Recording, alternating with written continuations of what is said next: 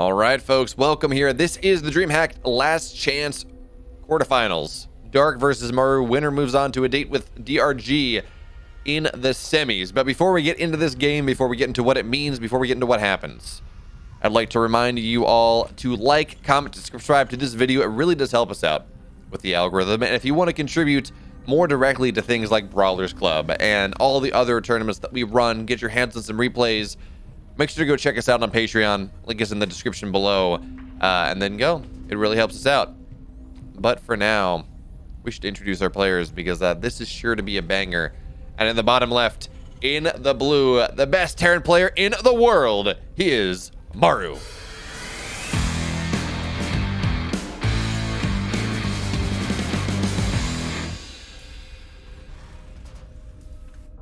And his opponent in the bottom right, in the red for Dragon Phoenix Gaming, it's Dark.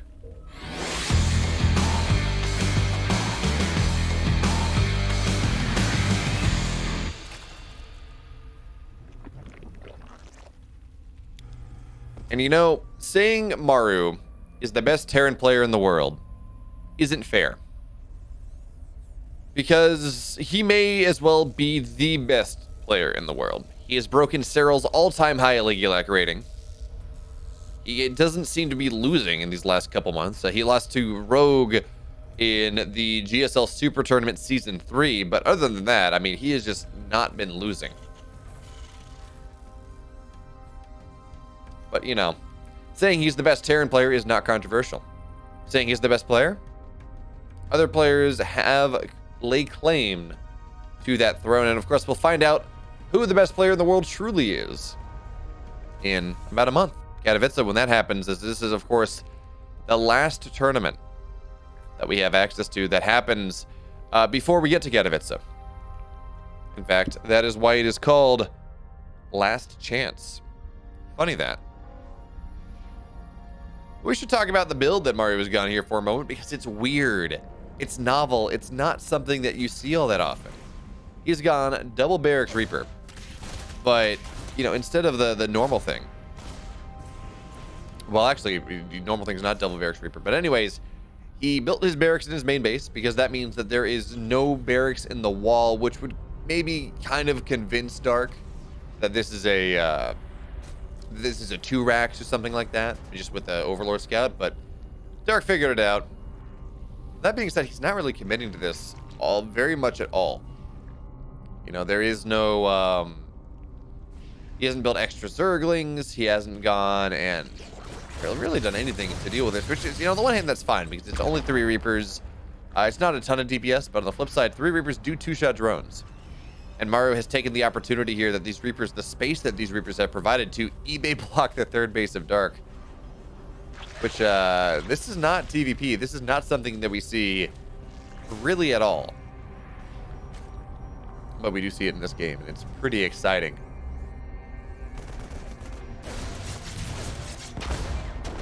Now Dark will be able to push Maru back from his position right outside of the natural. And this actually clears the way for a bunch of Zerglings to run across the map. Dark has made 18 of them as he wants to put pressure because he understands that, yeah, there's no wall. The natural was built on location. He's not going to be able to cancel the natural. Nothing as significant as that. Not even really delay it, but he will be able to deny mining from the natural for a time as he will find a couple of these Reapers on the north side here. One Reaper getting very low, but Maru, he keeps it alive, at least for a time. And that trade, by the way, yeah, it's actually, we're going to see the rest of the Reapers go down here. But that trade of 3 Reapers for, what is it going to be, like 7 Zerglings? Yeah, 7 Zerglings is pretty useful, pretty nice when you consider the fact that Dark, instead of getting a 28 supply third, he got like a 46 supply third. His his third base went down a full minute and a half faster. He's only just now eclipsing the worker count of Maru. So in this game number 1, he just finds himself marginally behind. It's not something that is going to lose him the game necessarily. But it does mean that he's going to probably take a little bit later lair. It does mean that he's not going to go double Evo. Instead, it's single Evo for Carapace. And then, you know, get that attack later on, which is something that we do see on occasion. But all of these are small things. I'm almost surprised to see him mining 3 out of 3 of gas in his main, but all of these are small things that allow him to just maximize mineral income as much as he can, try to come back from the income position, the negative income, the negative mining position that he does find himself in.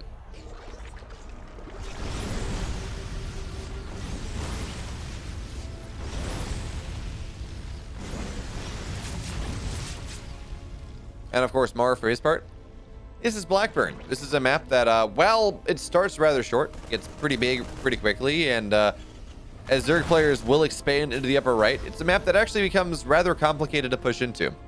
Much like Golden Wall, pushing into that upper right corner base that Dark is going to want to take as his 5th, assuming everything goes well, is really hard. It is so far away from the Terran bases, and often the Zerg can get so much creep around it that it becomes not quite a fool's errand, but difficult to push into.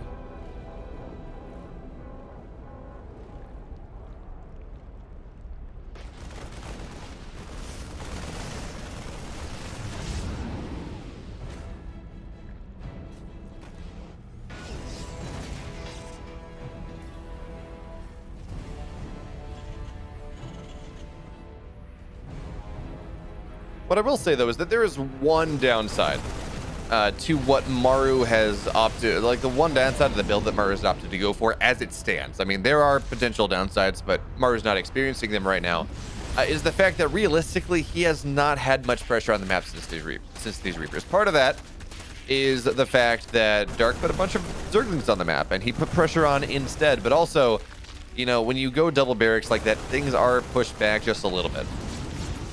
But we are starting to see some of the pressure of Maru bear a little bit of fruit now, and the big one is this push on the north side. There's not a lot here yet, but a medevac and a half full of Marines are going to find their way to the north side as well, knock down some of the creep. But the tank here, shelling away at this hatchery, is putting Dark on a timer.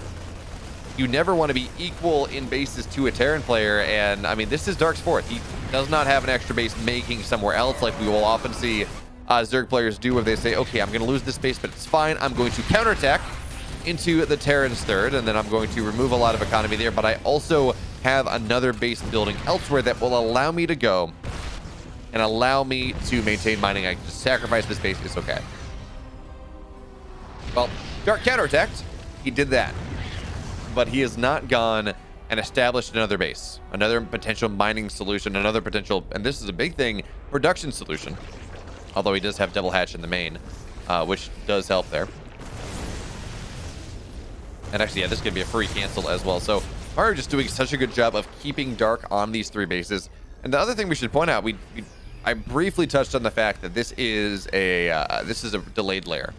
All right, that is one of the things that Dark did to try to do what he could to come back into this game, to just get as much money to develop his economy as he needed to. This means that baneling speed started at 8 minutes in this game. It means that baneling speed is going to be done at like 9:15, give or take. Which means Maru has almost free reign. I mean, yeah, you get a lot of Ling Bane Hydra, and you're able to surround whatever. But I mean, look what's going to happen right here. Banelings are going to run for the counterattack, and this is normally the timing where baneling speed is done. So they roll in, they get some workers as the Terran is distracted. Those are slow banes. Maru had so much time to react to that really nothing went down.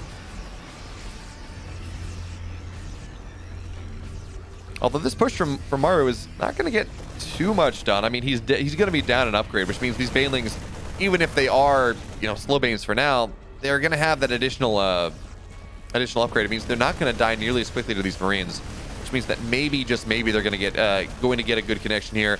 Dark doing what he can to knock that wall down, and he will be successful before Maru contested. So there is another engaged position that Dark has available to him here as he tries to retake the gold and saturate the base on the north side. But this is, again, a terrifying push for Maru. He has, A, he's going to remove this creep, but B, he's got 3 tanks for this now. He can elevate Marines on the other side, and, you know, unless Dark does something, unless Dark clears this push away, the 5th base is going to, or the gold base is going to be dead again. And yeah, there it is. Going to get forced into a cancel once again, as the drone does as well. So no quick retake on the 4th. Or I guess this is the 5th now, because Dark has established a fourth base position on that upper right side, which is not a position that Maru ever really pushes into. You can push the gold, sure, that's doable. But pushing into that north side is east side is just really, really hard.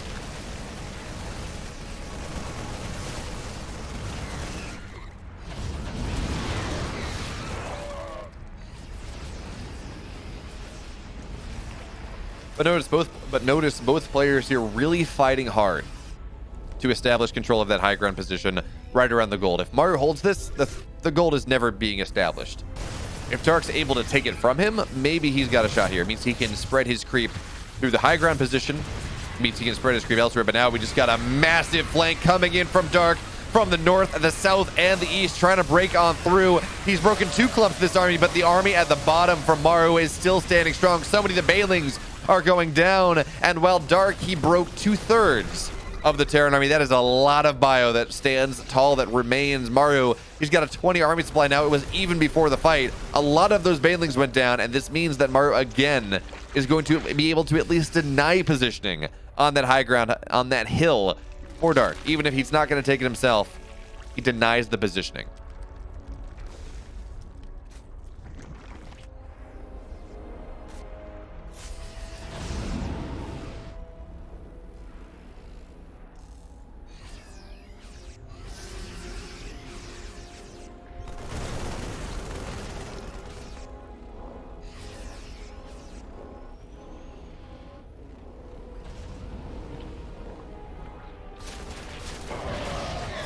Okay, so again, Maru attempting to delay the gold, but you got to remember, I mean, there are Hydras on the field now. They do have range. We did see about 8 Marines go down there, but at this point, I mean, it's still getting canceled. Dark's not allowed to have it, and he's also been found out. This base on the south side is a scary one to take.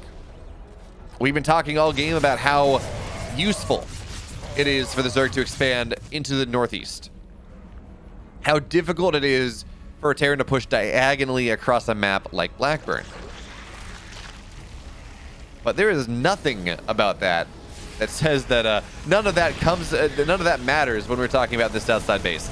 This is a very quick pushing potential here. This is a very quick reinforcement pattern.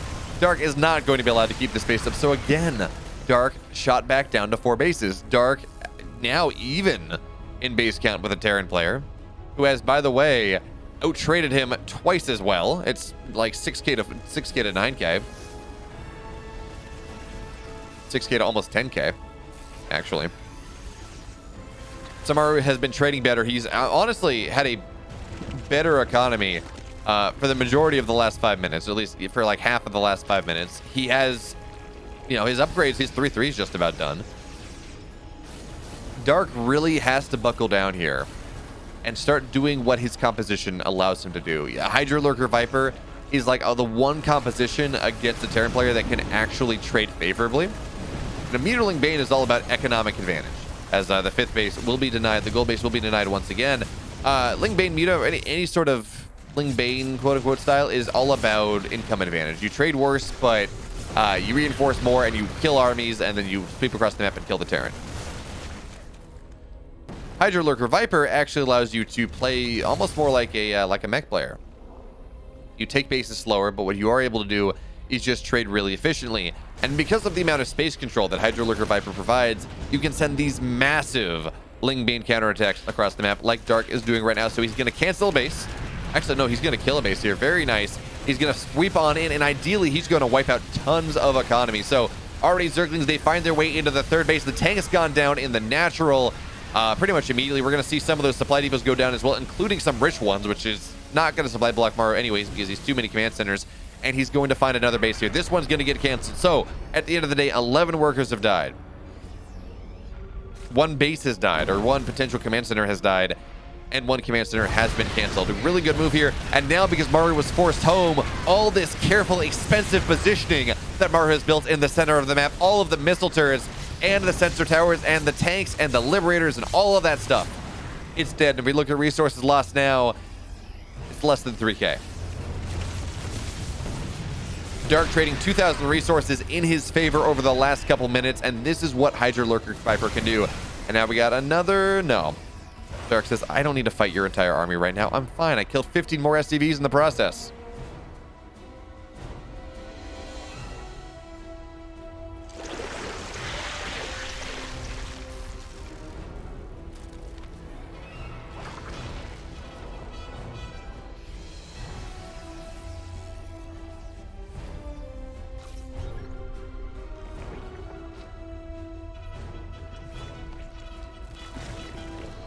But of course, Maru, the unshaken master of late game that he is, I mean, we're seeing immediately the infrastructure is being built up again. Multiple command centers, 5 missile turrets, and now here's the thing. Hydro Lurker Viper, it's really efficient, right? We talked about this. Space control, a good way to grind a Terran down. But Maru's being able to get into Ghost now. And I hold that thought here, so we have a big engagement on the north side. Maru was able to deny the 12 o'clock base for a time, but that's really about all that. And Dark should be able to take position on that now as we got a triple drop into the main base here. And hey, that's a free spawning pool. Not the biggest of deals, but those Zerglings will be made for a time. And that's something at the very least. It looks like he's going to get a gas as well here before he's going to be forced back.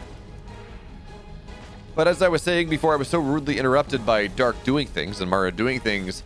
This is a game where Maru is getting into Ghost now. And Maru has by far the best Ghost control in the world. He spends so much of his precious resources on keeping these Ghosts alive, individually cloaking and uncloaking them, individually picking them up, saving them, doing things like that, because A, they're so expensive, but B, they're spellcasters. They will find value over time. And Maru is just so good at knocking down tons and tons of lurkers with that. So that's what we're going to be tracking from here on out. Does he hit critical mass, which is like 12 to 14 ghosts, which is when he just kind of starts to hit that point where it's really hard to contest him. Or whether Dark is going to be able to find the composition that allows him to sweep through, reset the ghost count, and go from there. So for now, we're going to see lurkers burrowing in, just knocking down these marauders. Bonus damage to armor really helps out in that respect. But here we go. We're at 10 ghosts. We're at 12. Actually, we're at 12 ghosts now. We're maybe going to go up to 14, but it looks like for the moment, Maru going for a slightly lower ghost count than what he has done in the past. We will see both of these medevacs go down here. Nice drop defense from Dark. And again, we had this great timing in the early to mid game where Maru's build worked out incredibly well. He delayed the third base of Dark for a solid 2 minutes. He's just been trading better. He's been doing such a good job. But despite that, Dark has survived here. He has taken, by the way, both the 6 o'clock and the 12 o'clock bases, which is a big thing. You can mine mine resources from your opponent that they should have, but the map goes split map as it is right now. That is massive, because then you only have to keep resources lost within the negative trade. If you say you mine 3,000 resources off of a base, if you mine as long as you're within 6,000 resources of your opponent, you're fine. As we got this push from Maru here on the south side once again. But there's a spore. There are a couple lurkers, although the ghosts are doing a good job. But now we got a flank coming in. But Dark's running through the slow zones. This is not the best fight for him. Yeah, tanks are going to go down. The army's going to go down. But all the ghosts, they stay alive.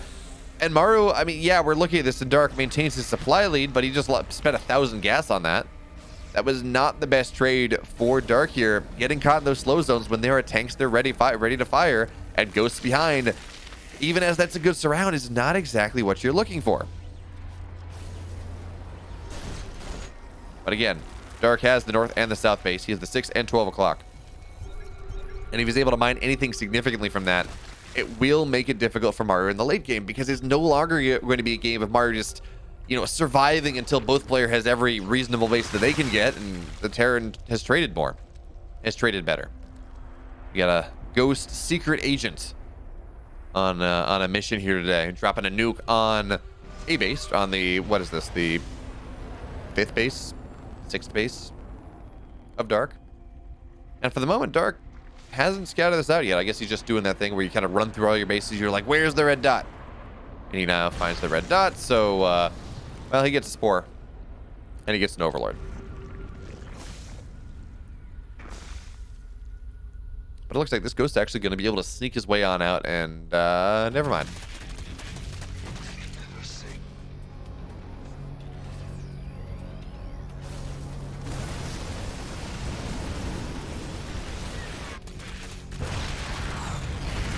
So the really interesting thing about Blackburn, as we get super late, and especially with how Dark has kind of opted to split this map up, is we get the situation where we have one player plays the north side of the map and one player plays the south.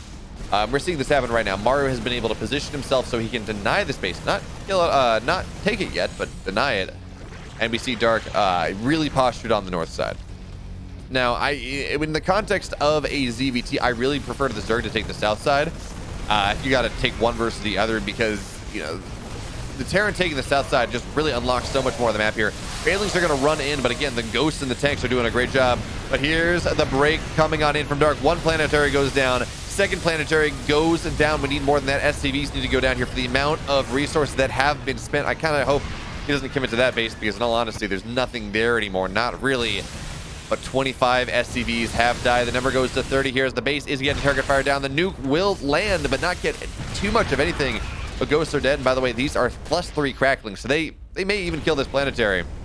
No, they will not. Okay, the planetary will stay alive, but 32 workers have died for the moment. Maru, he's down to 30 workers, but he has a significant bank to him. He's going to be fine there.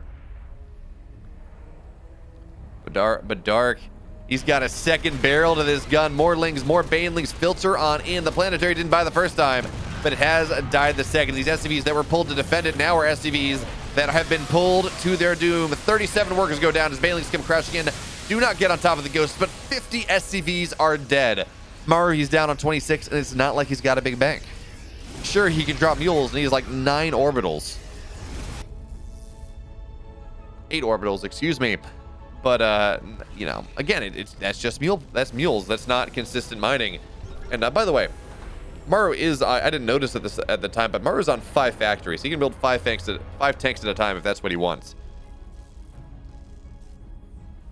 Which, when we're looking at this game of banks and map control, being able to resupply after taking a big fight, generally it's something only the Zerg can do to any speed, but Maru being able to build 5 tanks at a time really does help out with that one. Is once again, this kind of Sim City, this hard contain that Maru keeps building and keeps dying, it's going to get knocked down once again. More and more tanks will go down here, and 15 more SCVs go down. Maru down to 19 SCVs. And actually, it's going to get even worse. 18. Well, it looks like 18 will be the number. Going down to 18 SCVs here on no bank. I mean, this is problematic. We've talked at length about how, look, Maru does not lose after 20 minutes in ZVT or in TVZ. He just doesn't.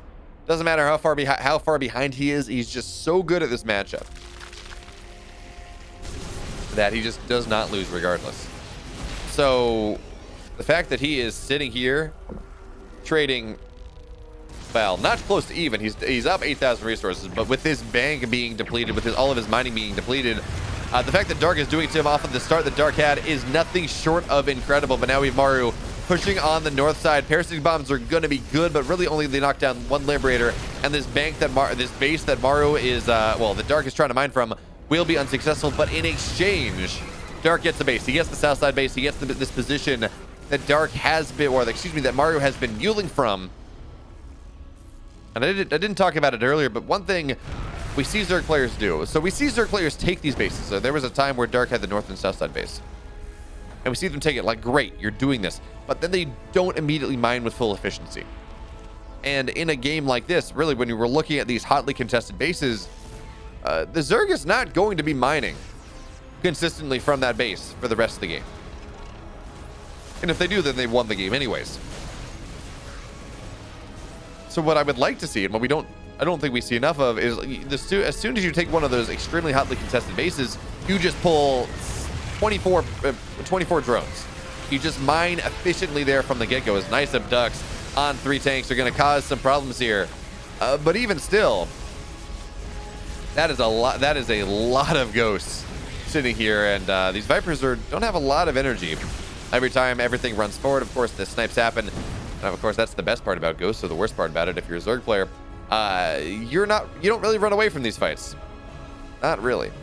So Dark has to be pretty judicious, excuse me, about where, when, and how he takes these fights, how he looks to leverage his perceived advantage, because, folks, that perceived advantage is shrinking, despite, by the way, Maru going down to 18 SCVs and not really getting the most positive trades in exchange. He's rebuilt himself back up to 38 SCVs, which, honestly, when he gets up to 42, he might just stop. There was a meta for a while where we saw Terran players kind of intentionally going down to 44 SCVs, or 40 SCVs, just so they could get that 160 supply army. And at this point, when Maru has, 8 or 9 mules to drop at a time, all he really needs is mining for gas. And you can do that on 40 workers. No problem.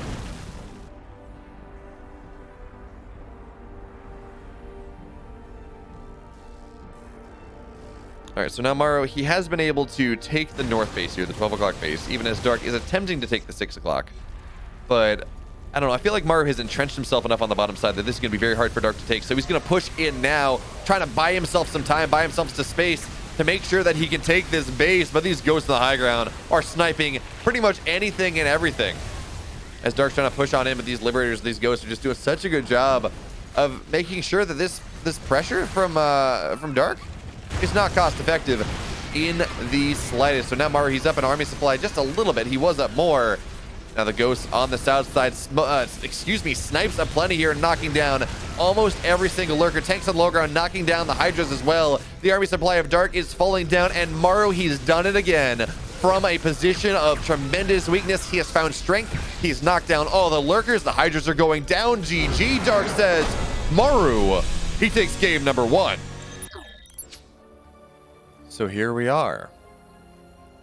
Game number 2.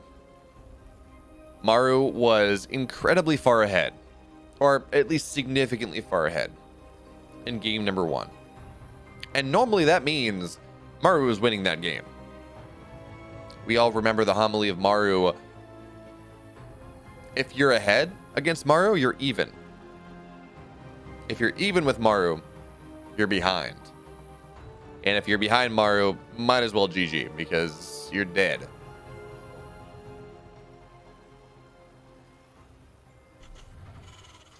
But Maru, he lost his advantage.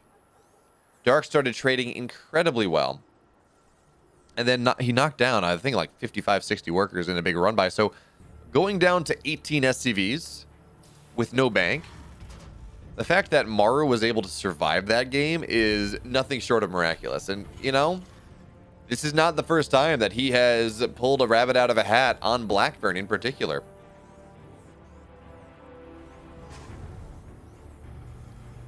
But he's doing the same build he did on Blackburn, or build he did on Blackburn last game, where he's going 2 Rex. This one is taking a little bit more of a page from Special's book, where you build the barracks in the natural, so it's a wall. Kind of gives you a free expo, and it's a slight proxy of the Reaper's Forward. They get a little bit closer to the base. And of course, we should also see him go, if he hasn't already, go mine out one of these mineral patches, so it turns into a 33 second rush distance natural to natural for SCVs. Of course, Reapers are a little bit faster, so we can really start to put some pressure on. It's really cool to see these Reaper styles show back up a little bit. I mean, we're never going to return to the days of 3 racks proxy Reaper as a viable strategy, hopefully, because honestly that was just painful. Who knows? Microsoft has bought Blizzard. Maybe we'll see a balance patch that makes that one a thing. I don't know.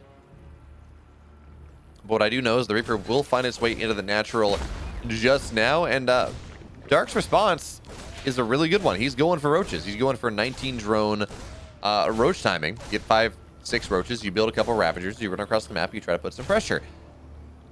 And guess what, folks? Reapers do not deal with roaches, like, at all. And Maru's got 2x Reaper. And most importantly, he has not scouted this out in the slightest. He's trying to find damage in the natural. He's trying to knock down creep tumors and kill zerglings and kill drones. It's not exactly likely that he's going to put himself in the main.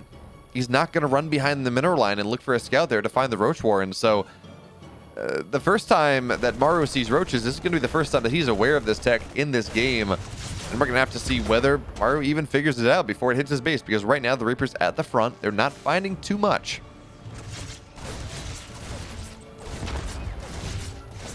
And in all honesty, as cool as this opening is, I mean, it's different and it's interesting, I have not really felt the power of it.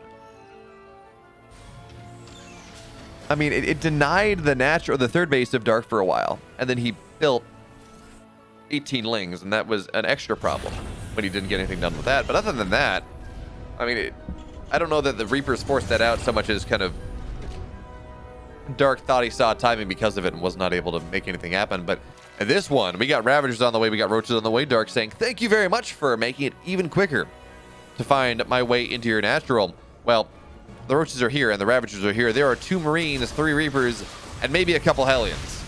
But that is not going to be enough here, as honestly, Dark, don't even worry about the reactor. Kill the supply depot. Open a wall for everything to move in. Supply block Maru. There you go. You can kill the reactor at your leisure, because guess what? Hellions are not the most relevant units for this ult. I mean, once the Zerglings run in, yes, they will be. But for now, I mean, it's really these Roaches and these Ravagers opening the wall. And by the way, there is no secondary wall. Nothing to truly stop Dark from marching into the main base, should he so choose. Hellions pop out to their doom. The bunker at the natural, well, it didn't have a chance, poor thing. It is not going to be allowed to exist in this game. And here's the problem. Maru has very little production in his main base. He's got 1 barracks from the 2 barracks setup that is building Marines 1 at a time. We got a bunker coming up in the main base as well, but that's just about it. That is all the production that exists in this game for Maru right now. So Zerglings come filtering on in. Hellions are going to do a decent job at holding, but these Ravagers are ravaging the minerals, ravaging the SCVs of Maru in this game. Number 2, more and more Lings are filtering on in now. The 1 Ravager does remain. Zerglings are going to get on top of the Hellions. 1 does go down. The second one, it's being repaired with all of its might, but that is not enough. Actually, Maru, he just doesn't have the money to repair anymore. Zerglings come filtering on in. Mules get dropped, just give him money. But at this point, there is nothing doing. Nothing left here for our Terran player. Yeah, I mean, he's going to try to maybe survive just a little bit longer. But there is not enough economy. There is not enough army. There's not enough production for Maru to survive. I mean, he's building a medevac, but that is a lost cause indeed. Yeah, you get the medevac out, and you pick up some SCVs, and then they're not mining anyways.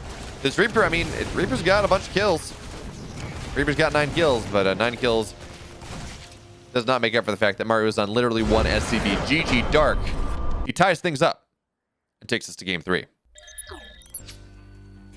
So now we find ourselves on the largest map in the pool, the largest map we've had in a while. And as game 1 was so incredible, I have high hopes for game number 3. You don't kill your opponent prior to like 15 minutes on this map, more often than not.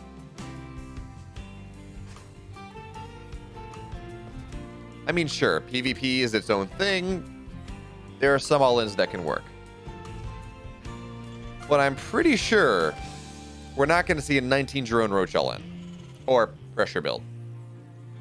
We might see a 35 drone, you know, more mid-game pressure off of Dark, because he does love his roaches.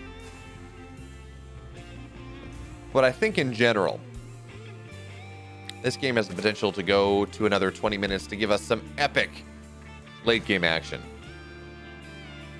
And I, for one, am all here for it. Please give me more games like game number 1.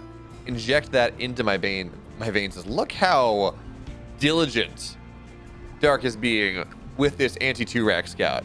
He has gone all over the map. This drone rivals Magellan in the distance that it has traveled over its short life. But it will go back. It will not be for a third. We're not going to see a 19 drone third. Or 19 supply third, excuse me.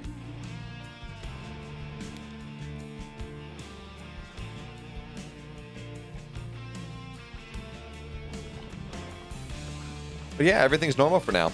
Ash gas pool, flash opener, you know the drill. It's going to be Reaper expand coming in from Maru.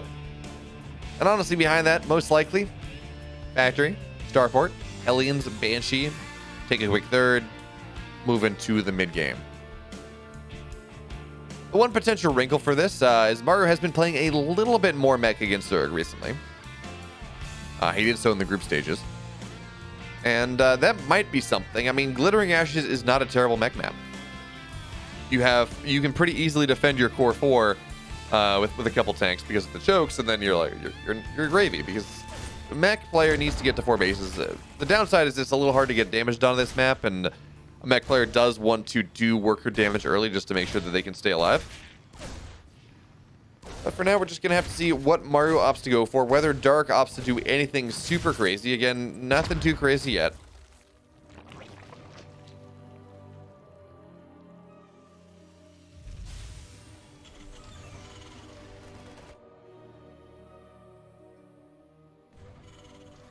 Although his Zergling speed is just ever so slightly late.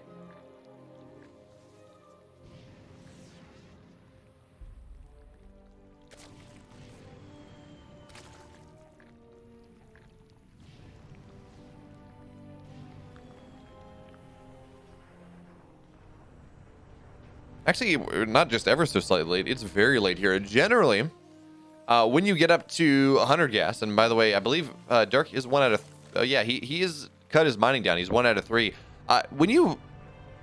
The whole point of that build, right? You go to 1 out of 3, you mine less gas, at 1 out of 3 at like 92 gas, and then you take your speed at 100 gas, but Dark is not doing that. He's got a roach warren on the way. He's going to be able to build, 8 roaches, something like that. Look to run across the map. And honestly, this could be a really good move for Maru here, or for Dark here in this game. Roaches traditionally do a very good job against battlecruiser openings, which is what Maru is doing. Because, one battlecruiser pops out, it teleports across the map. Roaches dive in. Or you have a battlecruiser trying to defend at home, and battlecruisers do not deal with roaches all that quickly. That being said, that's true for 1 port BC. This is 2 port battlecruiser coming on in here because Maru, we said he wasn't going to do anything too crazy. That's a lie. He's got 2 port BC coming in.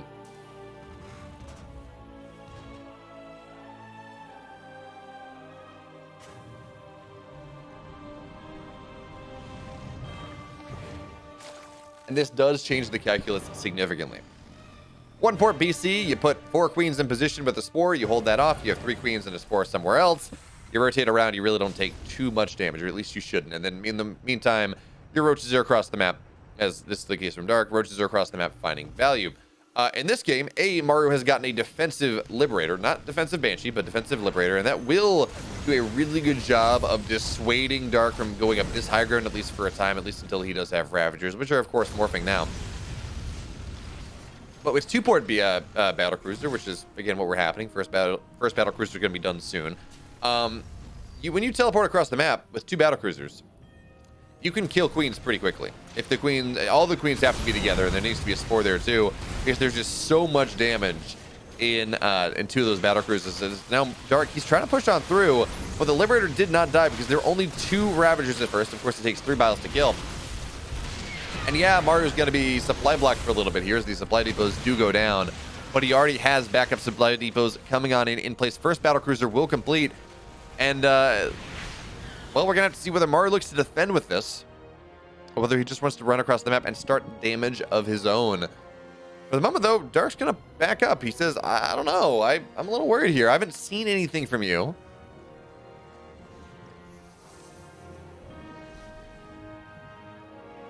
So Dark's going to run back up, and I cannot help but feel that that was a mistake. He had such, if he had just pumped more roaches, this would have been such a good position for him. But instead, battlecruisers are going to teleport into the main base, all 2 of them. Spores are not burrowed. 2 queens are separated out from the rest. A 3rd one is free pickings as well, and you lose 3 queens. You go down to actually 2. Dark was only on 6, not even the 7. It is very, very hard for Dark to defend this now. Spore from the natural actually moved in the main base, so this actually might get dicey here. There is no anti-air with these queens going down in the natural. Yeah, transfuses are going to be good, but not going to be great here. 1 spore does remain as the Liberator sieges up on the natural as well here. So workers are going to start to go down, and the battlecruisers, they found room. They're going to be able to get this natural if nothing is done. Meanwhile, Dark trying to push on into the natural base of Maru, but guess what? There are only 6 Ravagers. There are not 7. Not enough vials to burst this bunker down. So the bunker is staying alive far longer than it has any right to. The natural base of Dark falls as well, and Maru is getting everything he could hope for in this game and more. The natural goes down. The 3rd base under fire. So many of these queens have died. And I don't care, Dark. You're not going to break this main base as much as you would like to. You're going to find your way on through, but at this point, battlecruisers exist. There's going to be a 2nd one popping out in a second here. Defensively, the roaches and the Ravagers, I mean, they're going to be able to force this natural to lift. But lifting the natural is a far cry from killing it off. As these battlecruisers on the first side of the map, they will knock down the 4th base of Dark. So very quickly, Dark is about to become a 2-base Zerg against a Terran that has 4 battlecruisers and 3 command centers. And Yamato just about done. That is not a good position for Dark to be in the slightest. Now, he will burrow like 5 spores, try to get on top of this battlecruiser, and he will be able to kill one off. So it's only 3 battlecruisers, not 4. But even still, 2 base Zerg against 3 base Terran, or soon to be 3 base Terran, with really an uncountered tech path. Because look at this, Maru, he scanned out the natural.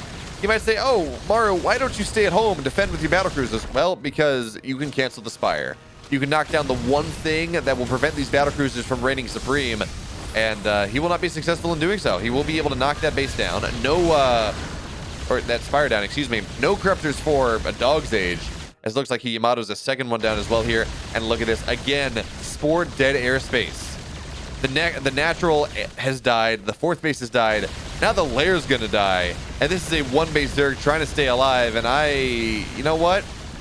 As a caster, I try to give options. I try to see ways that a player can come back into a game. This is a 1 base Zerg with no tech against a 3 base Terran.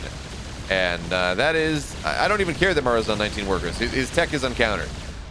And really, there's nothing much left here for Maru. He's taken too much, or for Dark, he's taken too much damage. And now that means, actually, he's just going to lose this last base. But before that happens, GG Maru, he goes up 2-1. And now we find ourselves in game number 4. Maru really only losing the game where he got massively build order countered. You know, going for that 2 racks Reaper play, which is cool. It's a great idea.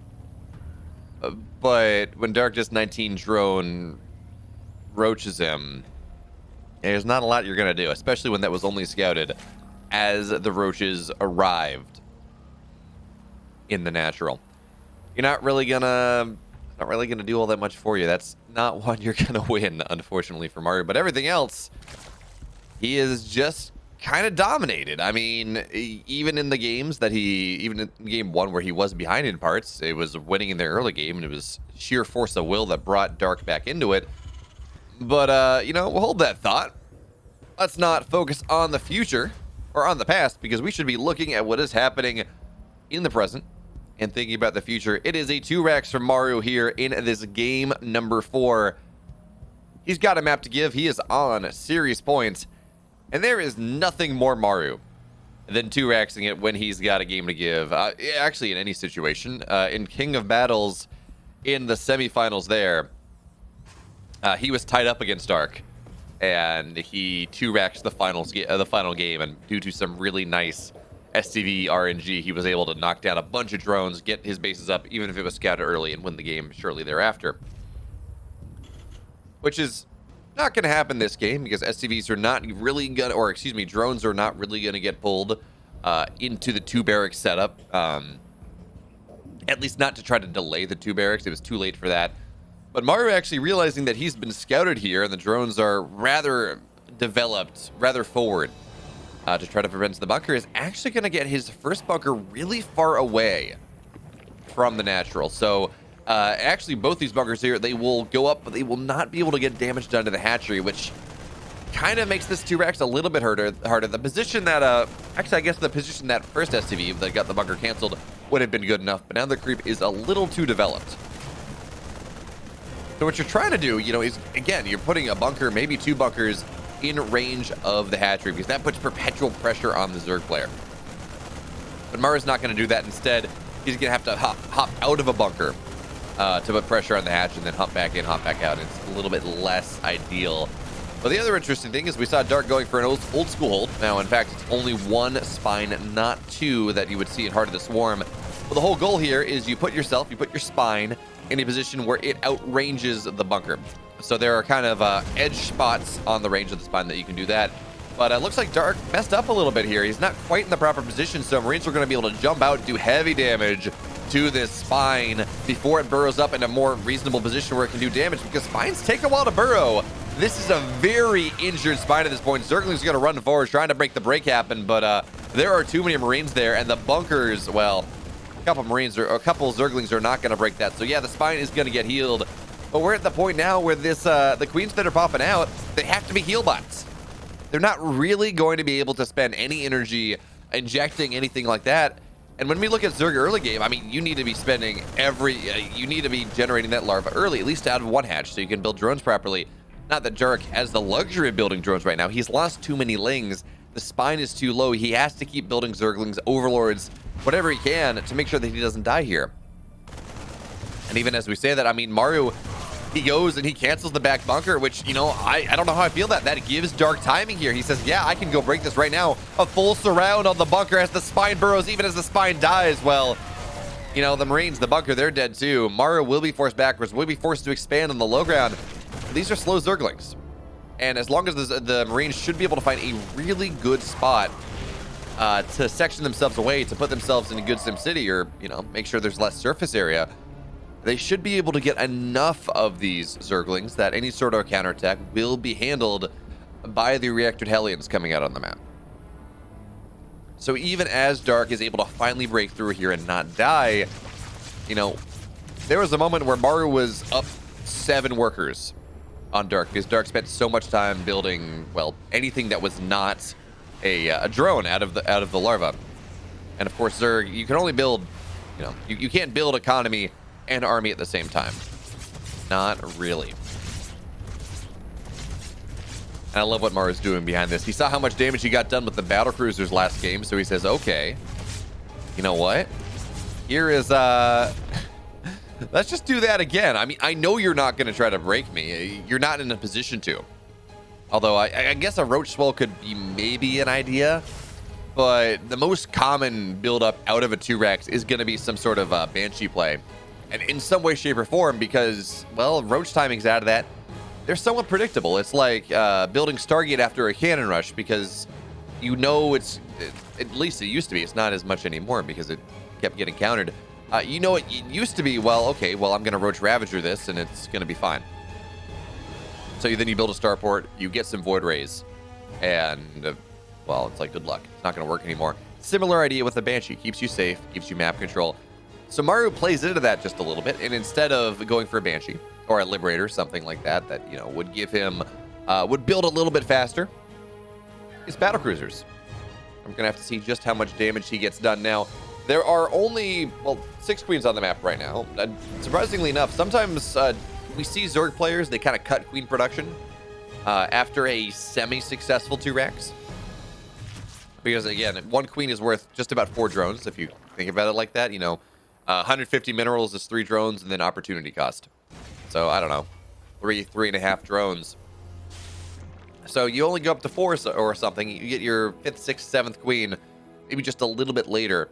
So you can just really spam those drones out early. But now Dark is doing a good job of getting up to 7 or 8 queens pretty rapidly in this game, all things considered, which is going to go work out very well for him, especially considering he is getting somewhat decently timed spores. So Battlecruiser TP's into the main. There's already a spore here. No queens, though.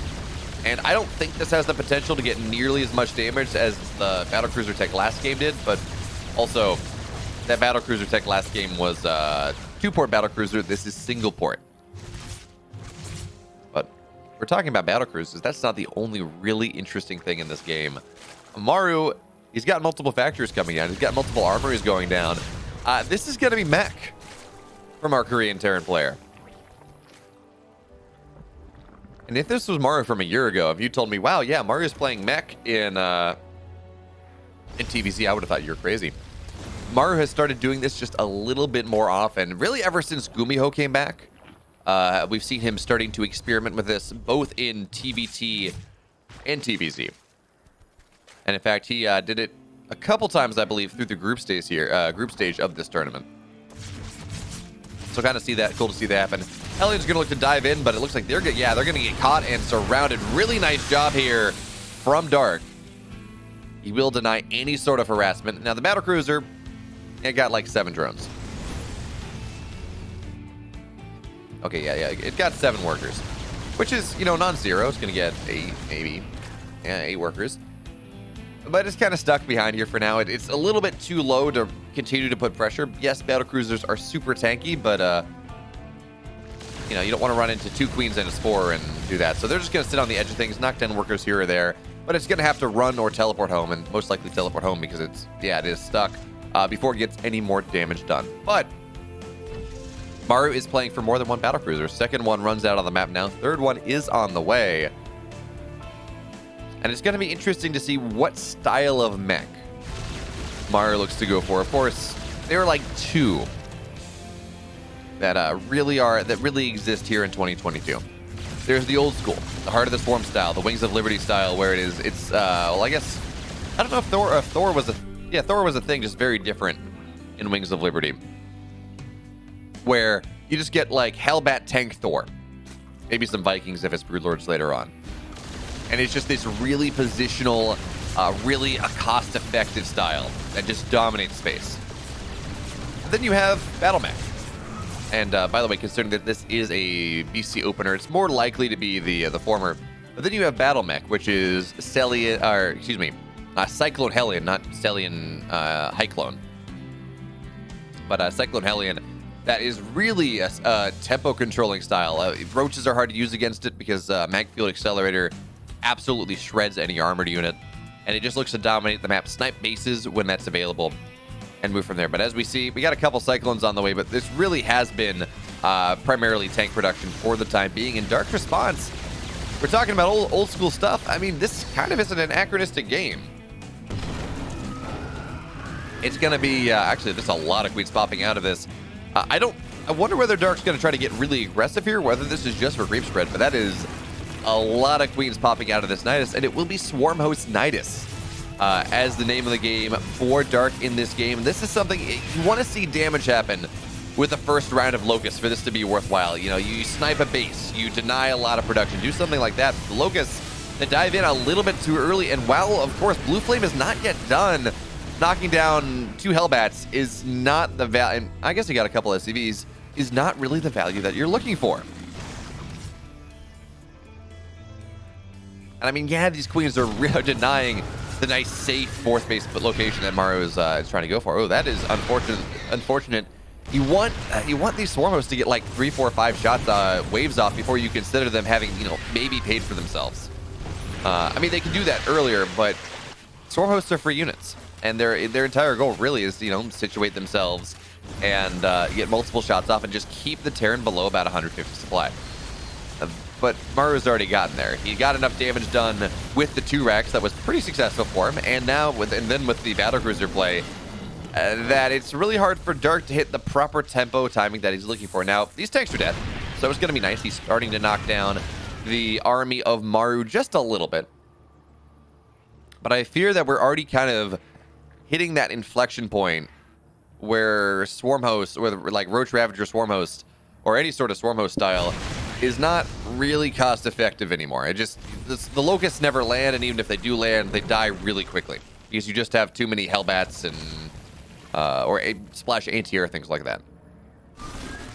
And the other thing we're looking at is this battlecruiser just kind of all over the place, knocking down a lot of these. Oh, they're going to get a decent amount of Swarm Hosts here, especially as the Swarm Hosts do run off creep. The thing we're looking at now is A, how Dark transitions, and B, whether Maru looks to take advantage of his +2, or of his 2-2 timing. A 2-2 max out is a really popular push timing when we're looking at these mech styles, particularly when we're looking at these ground pounding mech styles, because eventually you can get to this point where the Terran player has a lot of tanks and they have this really powerful ground army, and the Zerg goes Broodlords and it just all dies. I don't think that's going to happen in this game, as we will see more and more Swarm Hosts go down. And notice, by the way, Dark is not reproducing them. Not at all. Because at this point, remember, their utility is not really a thing. They have to get damage done with their first couple waves, and if they don't do that, the Terran stabilizes, the Terran's okay, and that's exactly what has happened here. Battlecruiser's finding a really nice trade around this high ground base. Queens are starting to go down, but one battlecruiser, it will die. Again, battlecruiser, well, kind of funny, battlecruisers are almost like Swarm Hosts in that you expect them to just find value over and over again as the game goes along, because they don't often find value. They don't pay for themselves kind of on their first jump. The Swarm Hosts here start to find a little bit more, even as that Locust does not complete. A battlecruiser does go down as both players start to develop their economy further into the late game. As a nice amount of there will knock down a queen. These battlecruisers are not going to find quite as much value later on. Much like the Swarm Hosts are not, as we say that. Dark is building more Swarm hosts, so he knows something that I do not. But what I really like here is the addition of Neural Parasite. Because, you know, battle cruisers are really annoying. They absolutely yank you across the map. They kill a base, they kill a mineral line, they run home. It's annoying. But if you neural them and you force them to teleport there, you know, just teleport in place, then you can kill them. It's very easy. Or you can neural, put them all together and drop files on their head, as Dark did to... maybe it was Maru in a GSL last year. But anyway, at this point, the Terran player is starting to get rather scary. Your inflection point, there are several, but when you look at a mech being happy in a game is when a mech player being happy in the game is when they get to 4 bases. When they go and have 8 gas and are really able to start to establish themselves. Maru got there pretty simply. He's got his 5th base up now. He didn't look to hit that 2-2 timing, but that's in part because he's kind of revamping his army. He's going fully into Thor Hellbat tank, which is by far, when it gets to 3-3, is really terrifying. Plus 3 Thors actually do more DPS than Dark Templar do. And they have 450 HP. So that's kind of spooky. There's a couple of Swarm hosts will pop out, but they're going to be forced back pretty quickly. Battle cruisers are exactly where they need to be. These locusts are not going to do much of anything. They were just kind of let off and then not move properly. And Scan, I like the burrow, but Scan and Hellions say no, that's not really going to work out all that well. Even as a couple of these Hellions do get cleaned up, one will remain. And at this point with Blue Flame, it's cleaning up a lot here. 10 workers have died. And of course, behind this, Maru, he has he's down 1 base on his opponent, which kind of where both players are pretty happy. That's the standard. Maybe a little bit less so. I think if you're looking at ZV Mech, you want to be like 2 bases up. Or at the least you want to be up workers. You want to be up economically, and Dark is not. He's on 77 drones, in part because he is on Swarmhost tech. Swarmhost tech is not supply efficient in the slightest, so you're not going to build as big of an economy when you're playing Swarmhost, just because, again, it's, what, 3 supply per Swarmhost? Like, that climbs really quickly indeed. As look at the Thor's actually going to do a pretty good job with these locusts in the skies, and the Hellbat's on the ground and the tank, yeah. It's going to damage some Thors, and that's just about it. And I guess that is technically value, but not really. And now Maru here is going to find a base on the bottom right side, but it looks like maybe, just maybe, Dark has enough here to make sure that it does not go down. Hellions on the backside, though, will knock down a couple Infestors, but at the end of the day, the base stays alive. Like, 1 Infestor dies. The entire battle mech component of Maru's army does go down. And if we look at trading here, Dark's within 1,000 resources of Maru. 1.2K. When we look at mech, I mean, that is very good. Mech, especially this style of mech, is all about cost-effective trading.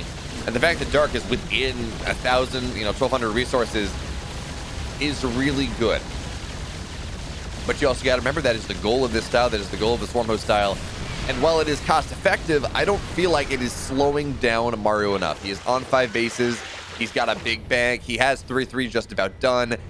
And more importantly, the game has gone on long enough that he is absolutely in his wheelhouse. He's got 1-1 bio on the way. We got Ghost coming down. It is fully actualized Ghost mech coming in from Maru here in this game number 4. Is actually Zerglings are going to get a really nice run by knocking down a tank, damaging 2 more. And Ghost mech, you want to talk about 3-3 mech is terrifying. A Ghost mech is even more so, because the way you deal with mech is with Vipers. Vipers are the answer to expensive factory units, much like they're the answer to expensive robo units. You just abduct things 1 by 1, you drop blinding clouds, you have some fun there. Ghosts with enhanced shockwaves nullify that. The army moves forward. Maru just drops EMP across the entire army on the Infestors, on the Vipers, and then all of this money and supply that you've spent in these spellcasters that you do need are suddenly no longer nearly as relevant. And by the way, we talk about spellcasters, we talk about Vipers to counter this. The Hive was very late for Dark. He got it at like 14 minutes. 3-3 is only just now on the way. This means that the timing that Dark may have been able to make use of before Ghosts were on the field, to start abducting things with the Swarm hosts. I mean, you can make some pretty nice synergistic plays. They're just not available anymore. Now that time is gone. And so it looks like Dark, in exchange, he's like, okay, I'm at Hive. I got to do something with this. Ultras? And I really don't like Ultras against Mech. Not in this game state. there was a time where you saw Zerg players doing like the 101 drone, mutilating Bane into ultra mech anti-mech style. But since Banelings have been nerfed and no longer do nearly as much damage to units that are not light, that's no longer nearly as viable. So this kind of quick melee transition into lurkers or into ultras to deal with the army and just kind of crunch on it is not quite as viable, but Dark seems to think that that is the play. And I mean, if you get a good surround, if you drop blinding clouds on everything, you get some good fungals, ultras can still be good. But I think the problem here is there's just so many swarm hosts eating up so much supply on top of the idea of getting ultras, which also eat a lot of supply here. Swarm hosts are going to go on in, and the way you generally want to make this fight happen is you run in with the Locusts. You have them tank the shots and you drop vials and do things like that. But Dark has not been able to do that in this game. He's been kind of trying to nip away at the edges. Meanwhile, Maru maxes out. Meanwhile, Maru matches Dark's bank pretty much. And now with 3/3, +1 air on the ground, +2 infantry armor just about done. This is a terrifying mech army here. So Dark says, okay, well, if you're going to attack on the bottom right, I'm going to attack in the upper left. I will knock your base down. At least that's going to be something. But he's going to trade a base in exchange. And Maru has another orbital just there. He can drop it onto a planetary very quickly indeed. But 3/3 is just about done here. Maybe that's going to be what Dark needs is a couple Locusts. Actually, they're going to catch a couple undefended tanks. And any trade like that is going to be somewhat useful to me. Look at this. The resource trading is starting to fall away from Dark here. It was 1.2k, now it's 2.2k. Battlecruiser will get another base. So Dark has lost 2 bases in the span of just about 30 seconds. Now he's locked down. Really, actually, he's got to be very careful or he's going to lose the bottom right base as well. Tries to take this fight, but Biles are not going to be nearly as successful as he would like. The snipes from the Ghosts. We talk about how good EMP is, but also snipes mean you really cannot run away from this army. Now, of course, battlecruisers in the main, just distracting, splitting apart Dark anymore, and they're going to find the Greater Spire. They're going to find +2 air, and that is just going to be massive. I guess Dark was maybe trying to save up for a Broodlord transition, a Corruptor transition, but now, A, Maru has scouted the double Spire setup, so he's going to be able to deal with that. B, he delays the upgrades. So you're never going to have, or not for a while, are you going to have like 3/3 Corruptors, 3/3 Broodlords as an idea. Which just delays the timing of Dark even more. And honestly, I don't even like Broodlords at this point. There are too many Thors on the field now with high impact payloads. They will just shred that, especially as they are at 3/3 Ghosts as well. They just make it too hard to siege up with Broodlords at this point. So Dark, it kind of feels like, even as he does have this 4K, 4.5K, 6K bank, it kind of feels like he's stuck on a composition that is almost timed out. I mean, he still has 14 Swarm Hosts, which just aren't doing anything anymore. So Dark, he's going to try to take this engagement on the bottom side, keep that base alive, but there are too many tanks, too many snipes. And the army will survive. The base now is forfeit. Dark cannot hold the bottom right anymore. He tried to take that fight. He does not have the time to rebuild an army once again. So now with the Ghosts here and the Thors, which, by the way, absolutely shred structures, well, that base is going to go down, and another Spire is going to go down. Flyer Carapace is going to be denied once again. And Dark, look, the bank of Dark a second ago was 6k, 6k. It's now 3k, 6k, and Dark is actually not mining any minerals at all right now. He's just spending them. His economy is broken. He's lost too many bases, so he's gonna have to try to make something happen right here, right now. Locusts are gonna swarm in, but you know what? Ghosts are actually really good against Locusts. Locusts, of course, they're light units. Ghosts do bonus damage to light. Then this one Thor on the high ground is just absolutely pummeling and punishing one of the few remaining mining bases from Dark here in this game. It's going to go down. But Dark, he's got a big run by on the north side. That being said, it's just Cracklings, and Cracklings are good, but it's just Cracklings in an Ultra. They've died immediately. Yeah, they're going to get in the soft underbelly of the Terran now. A couple SCVs do go down. But at this point, again, we talked about this in game 1. Maru is at like 8 or 9 orbitals. He's at 9 orbitals in this game. He can drop the mules. He just really needs to make sure he has enough SCVs to mine gas, and even losing the SCVs that he's lost, he's still in a really good economic position. He's still on almost 70 workers as the Locusts go in once again, but hey, personal cloaking on the Ghosts. They say, no, Locust, you don't get to survive here. You don't get to do that. Another base of Dark on the left side as well. So Dark, he's on 4 bases. He is mining a little bit more now as he forces another cancel on that base. but not much. He only really has 8 mineral patches to his name. As the main is mined out, the natural is mined out, the third is mined out.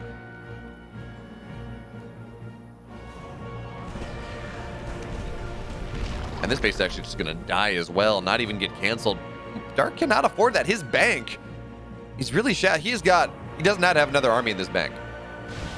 He's going to try to max something out. Actually, for the first time in this game, we are going to see finally the Locust looking for the damage they're looking for, knocking down a base. But guess what? There's another command center right next to it. So what did you stop at mining for like 10 seconds? I mean, it's value, sure, but at this point, Maru, his bank is eclipsing Dark. And the really interesting thing about this game, you often see a Zerg player lose against mech because they run out of gas. They got like 3,000 minerals in the bank, but they've run out of gas. They cannot build the tech that they need. And then it's like, okay, you spam Zerglings for 3,000 minerals and you GG out because it's not going to work. In this game, no, Dark is out of minerals. He's going to take this fight on the left side. It's going to be good, I guess, but it's got to be more than that. He's going to lose so much here. Meanwhile, battle cruisers and the rest of Maru's army on the right side is going to go after this last mining base. We're going to see some Neurals on the Ghost, and it's going to be an attempted EMP on the Ghost. He gets some, but not all here. The Infestor on the left side go down. All the spellcasters on the north. Yeah, we got a couple. We have a couple Neurals on these battle cruisers doing what they can, but no amount of mind control will convince me that Maru is not winning this game. GG Maru. He takes the series 3-1, and he moves on to a date with DRJ in the semis. So folks, thank you so much for watching. If you like what we do here, of course, again, make sure to like, comment, subscribe, do all that. And if you like what I do, make sure to follow me on Twitch, twitch.tv/Beowulf. I do all that EPT stuff. But again, folks, thanks so much for watching, and we'll catch you next time.